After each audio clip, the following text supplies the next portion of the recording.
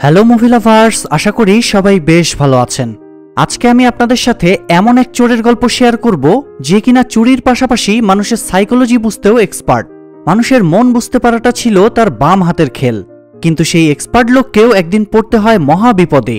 ঠিক কি হয়েছিল তার সাথে, আর শেষমেশ কি সে ওই বিপদ থেকে উদ্ধার হতে পেরেছিল, এই সবই জানবো 2015 সালের একটা অসাধারণ হাইস্ট মুভি ফোকাসের গল্প থেকে।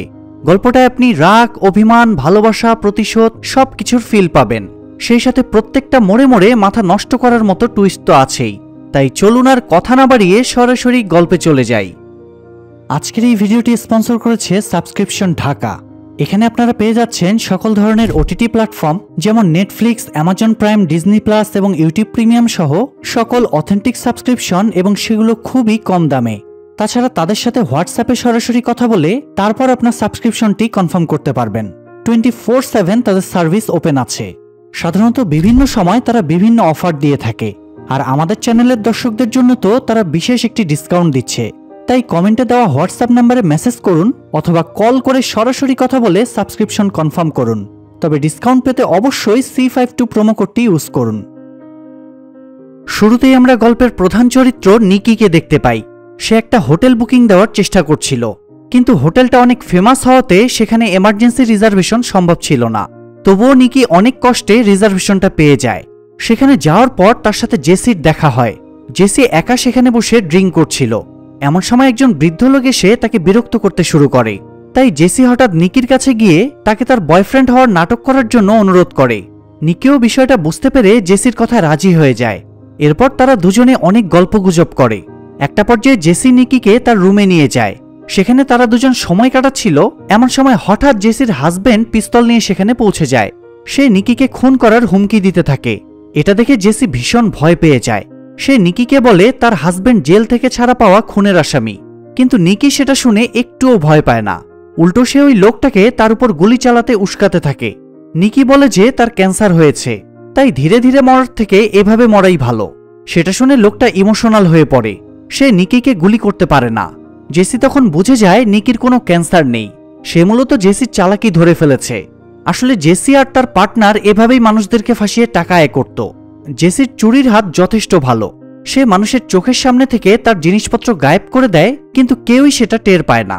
তবে দুর্ভাগ্যবশত আজকে সে তার থেকেও বড় চোরের পাল্লায় পড়েছে, যে কারণে তাকে ধরা পড়তে হয়েছে। মূলত নিকিও এসব কাজে এক্সপার্ট, তাই সে জেসিকে তার ভুল ধরিয়ে দিয়ে তাকে আরো সতর্ক থাকতে বলে সেখান থেকে চলে যায়। পরদিন জেসি একা রাস্তা দিয়ে হাঁটছিল। তখনই হঠাৎ নিকি সেখানে পৌঁছে যায়।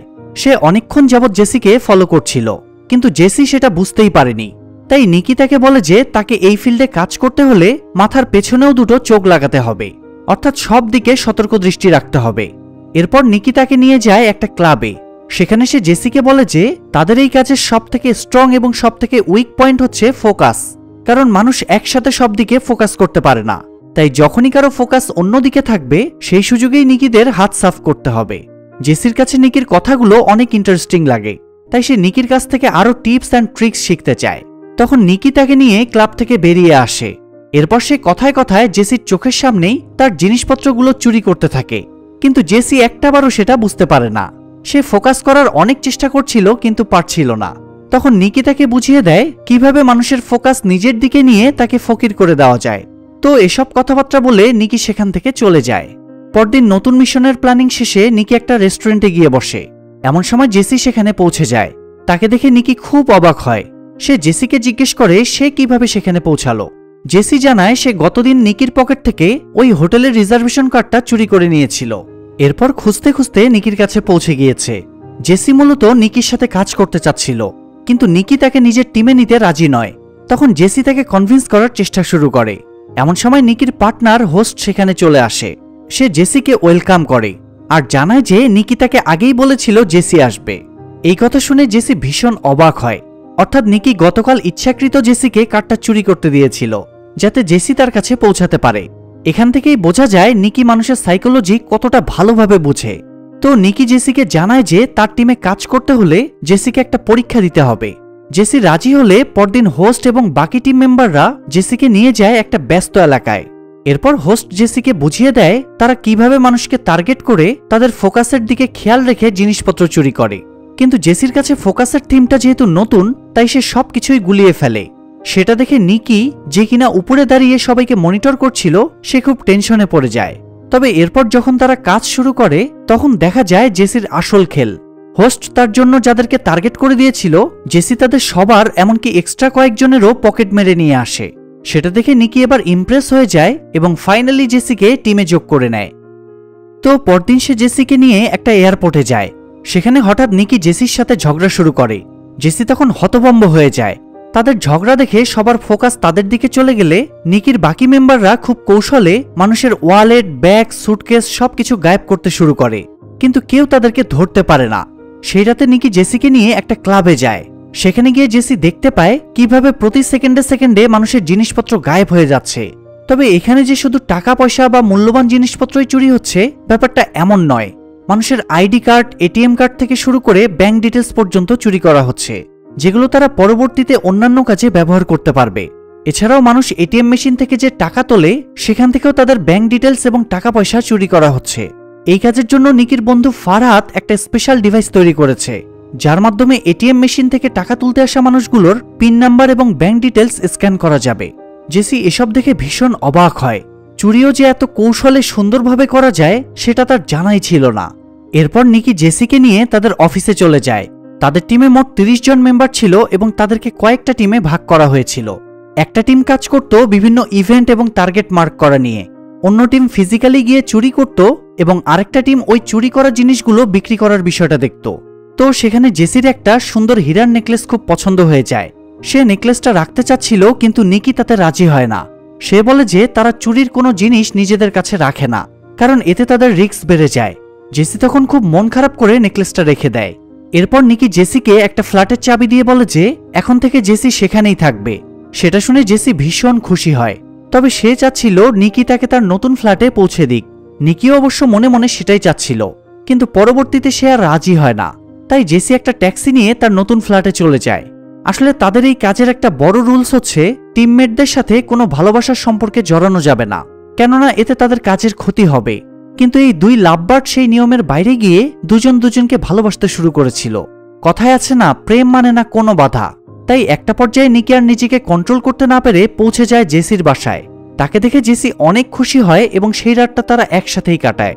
তো পরদিন ফারহাদ আর জেসি একটা রেস্টুরেন্টে বসে গল্প করছিল। এরই মাঝে হঠাৎ ফারহাদের বুকে ব্যথা শুরু হয়। সেটা দেখে জেসি ভীষণ ঘাবড়ে যায়। সে সবার কাছে সাহায্য চাইতে শুরু করে। রেস্টুরেন্টের সবাই তখন তার দিকে তাকিয়েছিল। আর ঠিক সেই সময় নিকির লোকেরা খুব কৌশলে ওই লোকগুলোর জিনিসপত্র চুরি করে নেয়। অর্থাৎ এই পুরো বিষয়টা নিকিদের প্ল্যানিং ছিল। পরপর এতগুলো বড় কাজ করে নিকিরা অনেক দামি দামি জিনিসপত্র পেয়েছিল। সেগুলোকে বিক্রি করে তারা যখন টোটাল টাকাটা হিসাব করে, তখন দেখা যায় তাদের মোট $1.2 মিলিয়ন প্রফিট হয়েছে, যেটা তাদের এক্সপেকটেশন থেকে অনেক বেশি ছিল। তাই নিকি তার টিমকে অভিনন্দন জানায় এবং তাদেরকে নিজেদের বাড়ি ফিরে যেতে বলে। সেই সাথে এটাও জানায় যে তাদের ভাগের টাকাগুলো প্রত্যেকের অ্যাকাউন্টে পাঠিয়ে দেওয়া হবে। সবাই তখন খুশি মনে বাড়ি ফিরে যায়। এরপর নিকিরা সেখান থেকে তাদের সব ক্লু সরিয়ে পালানোর জন্য প্রস্তুতি নিতে শুরু করে। সবশেষে হোস্ট নিকিকে ওই টাকাগুলো তার কাছে সামলে রাখতে বলে আর তাকে সাবধান করে দেয় যে এই টাকা দিয়ে যেন সে জুয়া না খেলে। আসলে নিকির জুয়া খেলার একটা বদ অভ্যাস ছিল। জুয়া খেলার সুযোগ সে কখনোই হাতছাড়া করত না। তাই হোস্ট তাকে বারবার সতর্ক করে দেয়, কারণ ওই টাকাগুলোর মধ্যে তো তাদের টিমের প্রত্যেকের ভাগ ছিল। তখন নিকিও তাকে আশ্বস্ত করে যে সে ওই টাকা দিয়ে কখনোই জুয়া খেলবে না। এরপর তারা নিজেদের পথে চলে যায়। সেই রাতেও নিকি জেসির বাসায় যায়। সে জেসিকে পরদিন তার সাথে ফুটবল ম্যাচ দেখতে যাওয়ার প্রস্তাব দেয়। জেসি তখন অবাক হয়ে জানতে চায় যে সে টিকিট জোগাড় করবে কিভাবে। তখন নিকি তাকে জানায় যে সে অলরেডি 2টো টিকিট জোগাড় করে ফেলেছে। যদিও টিকিট জোগাড় করা ভীষণ কঠিন কাজ ছিল, কিন্তু নিকির কাছে আসলে কোনো কাজই কঠিন না। তো পরদিন তারা দুজন চলে যায় ফুটবল ম্যাচ দেখতে। কিন্তু সেখানে যাওয়ার পর নিকি জানতে পারে জেসি ফুটবল খেলা মোটেও পছন্দ করে না, এমনকি সে ঠিকভাবে খেলাও বুঝে না। তার শুধুমাত্র নিকির টিকিট জোগাড় করার কৌশলটা ভালো লেগেছিল। নিকি সেটা শুনে হতাশ হয়ে যায়, কারণ সে তো ফুটবল অনেক পছন্দ করত। তাই সে জেসির কথা ভেবে তখন অন্য একটা গেম খেলতে শুরু করে। তারা গ্যালারিতে বসে থাকা মানুষগুলোকে নিয়ে বাজি ধরতে শুরু করে। কিছুক্ষণ পর তাদের পাশের সিটে বসে থাকা একজন চাইনিজ লোক তাদের সাথে এসে যুক্ত হয়। তারা দুজন গেমের বিভিন্ন বিষয় নিয়ে বাজি ধরতে শুরু করে। জেসি যেহেতু গেমের কিছুই বুঝতো না, তাই সে বাজি ধরা বন্ধ করে বাকি দুজনকে উৎসাহ দিতে থাকে। তারা দুজন বেশ কয়েকবার ছোট ছোট বাজি ধরে। প্রত্যেকবারই তাদের টাকার পরিমাণটা বেড়ে যাচ্ছিল, কিন্তু দুর্ভাগ্যবশত নিকি একবারও জিততে পারে না, আর এতে তার ইগো হার্ট হয়ে যায়। তাই সে টাকার অ্যামাউন্ট আরও বাড়িয়ে দিয়ে বাজি ধরে, কিন্তু এবারও বেচারা হেরে যায়। এভাবে চলতে চলতে নিকির কাছে থাকা সব টাকা সে বাজিতে হেরে যায়। সেটা দেখে জেসি ভীষণ টেনশনে পড়ে যায়।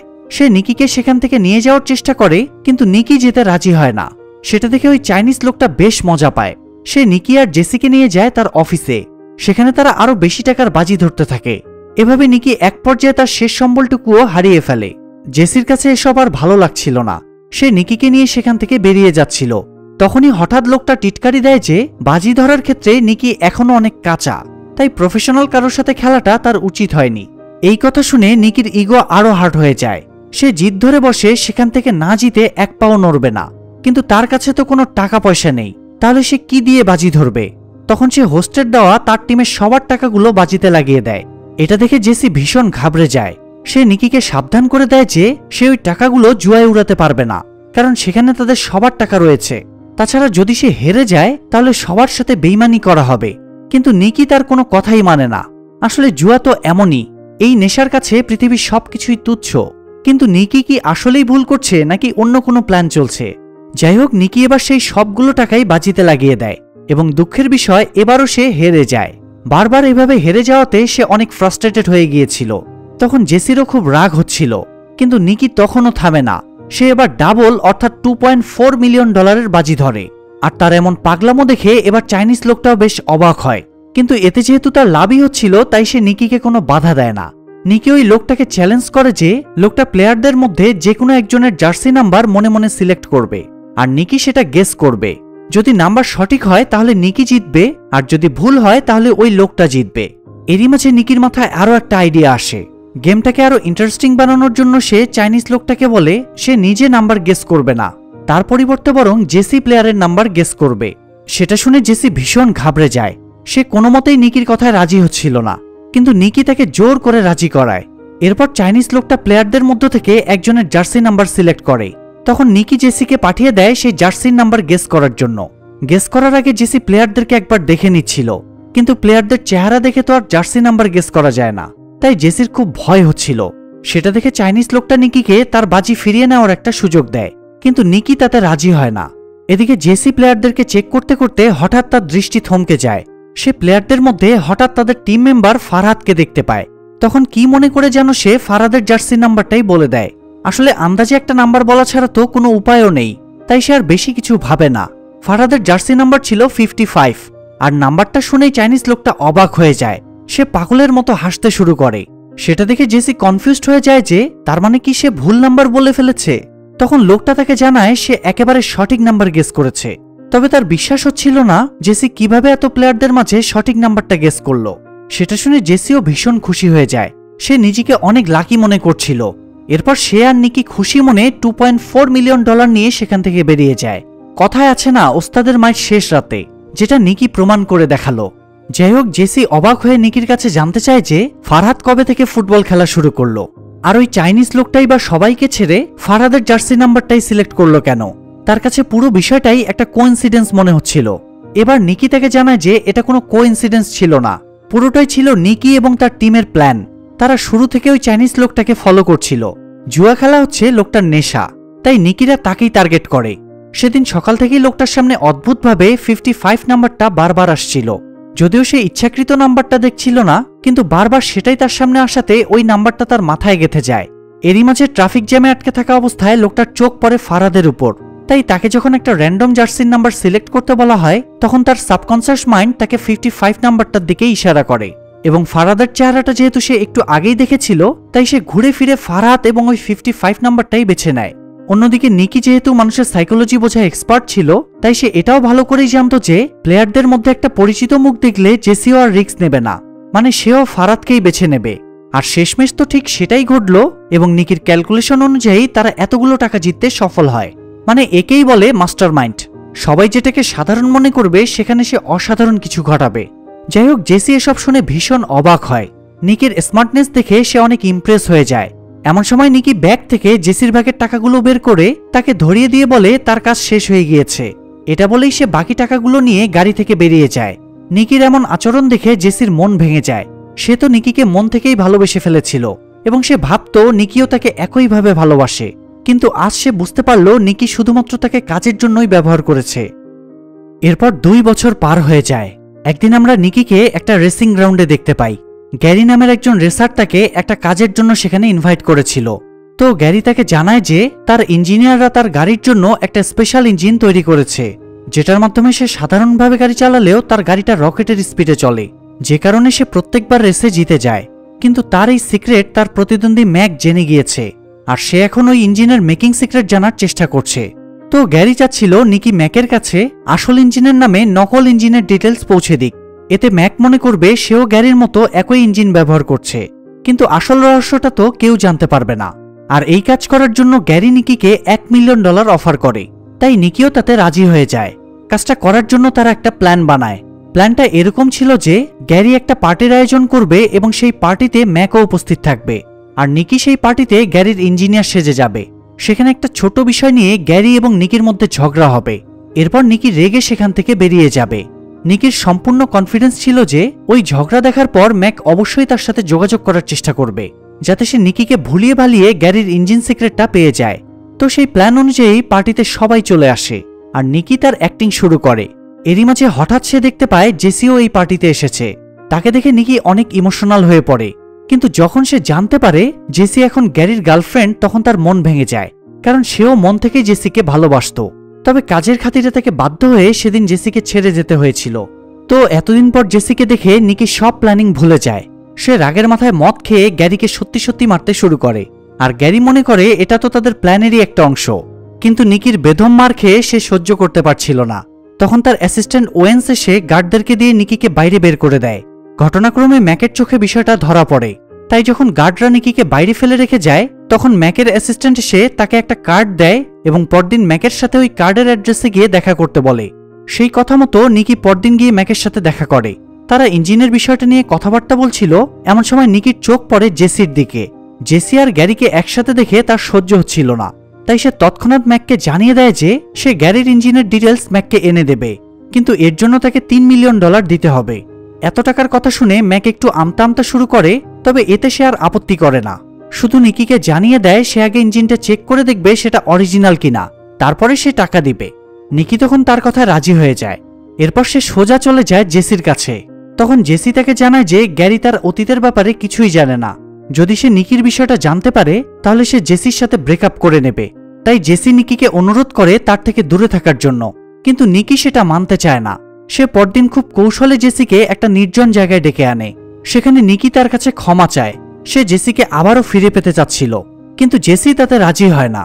তার মনে হচ্ছিল নিকি আবারও তার সাথে অভিনয় করছে, তাই সে চুপচাপ সেখান থেকে বেরিয়ে যায়। নিকি তখন খুব টেনশনে পড়ে। সে বুঝে উঠতে পারছিল না কিভাবে সে আবারও জেসির বিশ্বাস অর্জন করবে। অনেক ভাবনা চিন্তার পর সে ফারহাদকে সাহায্যের জন্য ডেকে পাঠায়। ফারহাদ এসে জেসির সাথে দেখা করতে যায়। এতদিন পর তাকে দেখে জেসি ভীষণ খুশি হয়। তখন ফারহাদ তাকে জানায় যে নিকি সত্যিই তাকে অনেক ভালোবাসে। সে ওই নেকলেসটা জেসিকে বের করে দেখায়, যেটা জেসি এক সময় নিতে চেয়েছিল। আসলে নিকি তার জন্যই নেকলেসটা আগলে রেখেছিল। সেটা দেখে জেসি এবার বেশ ইমোশনাল হয়ে যায়। সে নিকির সাথে দেখা করতে যায়। তখন নিকি তাকে বোঝায় যে সে আগের মতো নেই, অনেক বদলে গিয়েছে। সেটা শুনে জেসি ইমোশনাল হয়ে পড়ে আর নিকিকে আশ্বস্ত করে যে সে নিকির কাছে ফিরে আসবে।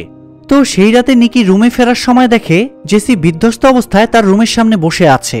তাকে দেখে নিকি বুঝে যায় নিশ্চয়ই গ্যারি তাদের দুজনের রিলেশনের ব্যাপারে জেনে গিয়েছে, আর এটা নিয়ে হয়তো জেসির সাথে তার ঝগড়াও হয়েছে। তাই সে জেসিকে নিজের রুমে নিয়ে যায় এবং সেই রাতটা তারা একসাথেই কাটায়। পরদিন সকালে হঠাৎ গ্যারির অ্যাসিস্ট্যান্ট ওয়েন্স উপস্থিত হয় নিকির রুমে। তাকে দেখে নিকি ভীষণ ঘাবড়ে যায়, কারণ সে যদি জেসিকে তার সাথে দেখে ফেলে তাহলে তো ঝামেলা হয়ে যাবে। তাই নিকি তাকে দরজা থেকে ফেরত পাঠিয়ে দেওয়ার চেষ্টা করে। তখন ওয়েন্সের মনে কিছুটা সন্দেহ জাগে, তাই সে জোর করে রুমে ঢুকে পড়ে। তার মনে হচ্ছিল নিকি নিশ্চয়ই কিছু একটা লুকাচ্ছে, যে কারণে সে সব রুমগুলো চেক করতে শুরু করে। তবে সৌভাগ্যবশত জেসি তখন বুদ্ধি খাটিয়ে অন্য একটা রুমে গিয়ে লুকিয়ে পড়েছিল, তাই ওয়েন্স কোনো ক্লু না পেয়ে সেখান থেকে চলে যায়। এরপর নিকি গ্যারির আইডি হ্যাক করে তার ইঞ্জিনের অরিজিনাল ডিটেলসগুলো বের করে নেয়, আর সেগুলো ম্যাকের কাছে বিক্রি করে দেয়।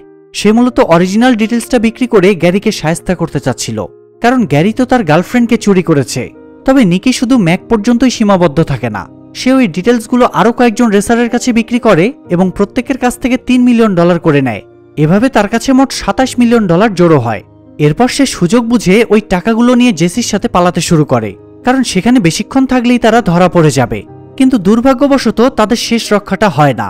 তারা যখন গাড়ি নিয়ে পালাচ্ছিল তখনই গ্যারির একটা লোক এসে তাদের গাড়িতে ধাক্কা মারে। এরপর তাদের দুজনকে ধরে নিয়ে যায় গ্যারির কাছে। নিকির কাজের কারণে গ্যারি ভীষণ ক্ষেপে গিয়েছিল, কিন্তু এটা বুঝতে পারছিল না যে তার ল্যাপটপে এত হাই সিকিউরিটি থাকা সত্ত্বেও নিকি কিভাবে তার আইডি হ্যাক করলো। সে এই ব্যাপারে নিকির কাছে জানতে চাইলে সে কিছুই বলে না। তখন গ্যারি তাকে হুমকি দেয় যে সে যদি সত্যটা স্বীকার না করে তাহলে গ্যারি জেসিকে মেরে ফেলবে। তখন নিকি বাধ্য হয়ে তাকে সবকিছু খুলে বলে। আসলে সেদিন নিকি গ্যারির ল্যাপটপ হ্যাক করতে পারেনি, তাই সে জেসিকে টার্গেট করে।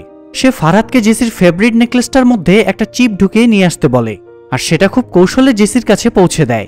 এরপর জেসি যখন ওই নেকলেসটা নিয়ে গ্যারির রুমে যায় তখন ওই চিপের মাধ্যমে নিকি খুব সহজেই গ্যারির ল্যাপটপটা অ্যাক্সেস করে নেয়। নিকির এই কথাগুলো শুনে আবারও জেসির মন ভেঙে যায়, কারণ এবারও নিকি তাকে ব্যবহার করেছে। এরই মাঝে গ্যারি অদ্ভুতভাবে হাসতে শুরু করে।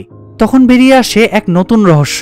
মূলত জেসি গ্যারির গার্লফ্রেন্ডই ছিল না, যে কারণে গ্যারি জেসিকে নিজের রুমে নেওয়ার চেষ্টা করলেও জেসি কখনোই তার রুমে যায়নি। সেই সময় জেসি জানায় যে সে আসলে গ্যারির হাতের ঘড়িটা চুরি করার জন্য তার পেছন পেছন ঘুরছিল। কিন্তু সেদিন পার্টিতে নিকিকে দেখে তার মন বদলে যায়। সে নিকিকে জেলাস ফিল করানোর জন্য গ্যারির কাছে যাওয়ার অভিনয় করে। অর্থাৎ নিকি এতক্ষণ যে গল্পটা শুনিয়েছে সেটাও মিথ্যা ছিল। তাই গ্যারি এবার তাকে আসল কাহিনীটা বলতে বলে। কিন্তু নিকি যখন সবকিছু বলতেই যাবে তখন হঠাৎ ওয়েন্স তাকে গুলি করে দেয়। সেটা দেখে গ্যারি ভীষণ ঘাবড়ে যায়। সে এসব ঝামেলায় জড়াতে চাচ্ছিল না, তাই ওয়েন্সকে ফেলে রেখে গ্যারি দ্রুত সেখান থেকে বেরিয়ে যায়। এদিকে জেসি নিকির অবস্থা দেখে ভীষণ ভেঙে পড়ে। সে নিকিকে বাঁচানোর চেষ্টা শুরু করে।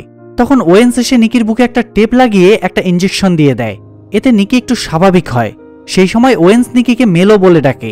সেটা শুনে জেসি অবাক হয়ে যায়, কারণ নিকি একদিন তাকে বলেছিল যে তার বাবা তাকে মেলো নামে ডাকে। তার মানে এই লোকটা আর কেউ নয়, বরং নিকির বাবা ছিল। এরপর আসল রহস্য সামনে আসে। মূলত তারা বাবা ছেলে মিলে 2 বছর যাবৎ গ্যারিকে ফাঁসানোর প্ল্যান করছিল। তবে মাঝখান দিয়ে জেসি এসে তাদের প্ল্যানিংটা ভেস্তে দিচ্ছিল, তাই নিকি জেসিকেও তাদের প্ল্যানের ভেতর যোগ করে নেয়। এসব জানার পর জেসি ঠিক কেমন রিয়্যাক্ট করবে সেটা বুঝে উঠতে পারছিল না। যাই হোক, তারা দ্রুত নিকিকে নিয়ে হসপিটালে চলে যায়। তবে ভেতরে ঢোকার আগেই ওয়েন্স ওই $27 মিলিয়ন নিয়ে সেখান থেকে চলে যায়। যদিও নিকি তাকে এমনটা করতে নিষেধ করে, কিন্তু ওয়েন্স তার কথা শোনে না, কারণ লোকটা এমনই। কাজ শেষ হলে সে সব টাকা নিয়ে ফেরারি হয়ে যায়। তাই নিকি বিষয়টা নিয়ে বেশি মাথা ঘামায় না। এরপর জেসি তাকে নিয়ে হসপিটালের দিকে এগুতে শুরু করে, আর এখানেই এই গল্পটা শেষ হয়ে যায়। কথায় আছে না, চুরি বিদ্যা মহাবিদ্যা যদি না পড়ো ধরা। মুভিটা দেখার পর এই কথাটাই আমার মাথায় ঘুরপাক খাচ্ছে। তবে এই মুভি থেকে ইন্সপিরেশন নিয়ে কেউ আবার চুরি করতে যাবেন না, কারণ আমরা কেউই নিকি নই, আর আমাদের বাস্তব জীবনটাও কোনো মুভি নয়। যদিও আমাদের দেশে এর থেকেও বড় বড় চুরি হয় প্রতিনিয়তই। যাই হোক, সবাই লাইক কমেন্ট করে ভালোবাসা ছড়িয়ে দিন, আর চ্যানেলটা সাবস্ক্রাইব করে বেল বাটনটা অল প্রেস করে রাখুন। সবাই ভালো থাকবেন, সুস্থ থাকবেন। আল্লাহ হাফেজ।